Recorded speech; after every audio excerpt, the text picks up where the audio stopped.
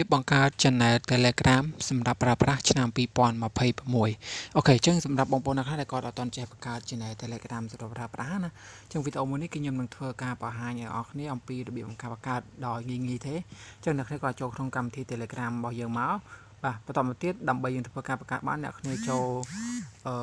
មកកន្លែងសញ្ញាបូកនេះអ្នកគ្នាអត់កន្លែងសញ្ញាបូកបើសិន iPhone គឺវាមានសញ្ញាត្រេ3ខាងលើខ្មៅដៃណាអញ្ចឹងយើងចុចកន្លែងសញ្ញាបូកនឹងមកចឹងបន្តមកទៀតមកដល់កន្លែងនេះនឹងឃើញហើយវាមានមុខងារពីរនៅខាងលើនេះបាទវាថា new group បាទយើងចង់បង្កើតជា group ឬក៏ចង់បង្កើតជា channel អញ្ចឹងអ្នកគ្នាបង្កើតជា channel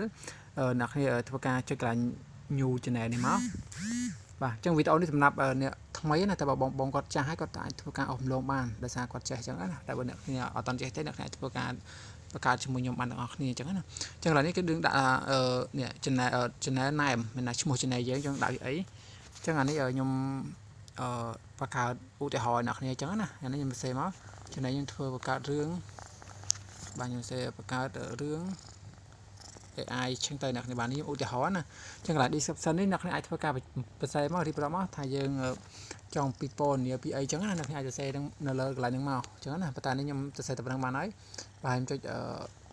សញ្ញាព្រួយហ្នឹងមកបាទហើយរូប profile យើងចាប់ដាក់តាមកើតក៏បានដែរអញ្ចឹងចុចសញ្ញាព្រួយហ្នឹងមកចុះមកដល់កន្លែងនេះយើងធ្វើការជ្រើសរើសមកតង់ទៀតគឺយើងថាការ channel setting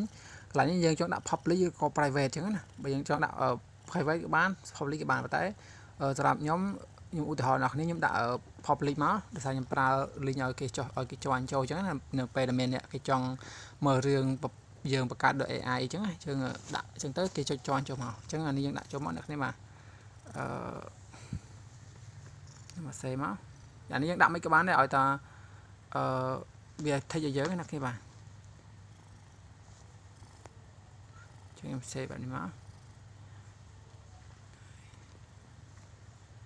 អូខេចឹងនេះខ្ញុំដាក់ថាខ្មែរ AI 2026ចឹងដាក់ប៉ុណ្្នឹងមកបន្តមកទៀតយើងចុច text មកអ្នកគ្នាបាទយើងចុច text មកអូខេចឹងមកដល់កន្លែងនេះវាឲ្យយើងធ្វើការ add សមាជិកចូលចឹងឥឡូវខ្ញុំសាក់ add តែម្នាក់មកបានហើយចឹងយើងចុចសញ្ញាព្រួយទៅមកបាទចុចសញ្ញាព្រួយមកអូខេចឹងឥឡូវយើងបាន channel មួយហើយអ្នកនេះបាន channel មួយហើយចឹងយើងអាចយក link ទៅប្រើបានហើយបាទយើងអាច copy link កន្លែងហ្នឹងវាទៅប្រើបានហើយចឹងណាយើងចង់ដាក់រូបភាពយើងដាក់អីទៀតយើងដាក់ទៅអ្នកនេះបាទហ្នឹងហើយយើងអាចដាក់ logo របស់យើងទៀតមកlogo ក្រុមរបស់យើងអ្នកនេះដាក់ទៅហ្នឹងហើយចឹងអានេះខ្ញុំអត់បានរៀបទុកទេគ្រាន់តែខ្ញុំធ្វើនេះបង្ហាញអ្នកគ្នាពីរបៀបបង្កើតទេចឹងមានតែប៉ុណ្្នឹងទេអ្នកគ្នាពីរបៀបបង្កើត channel បើសិនជា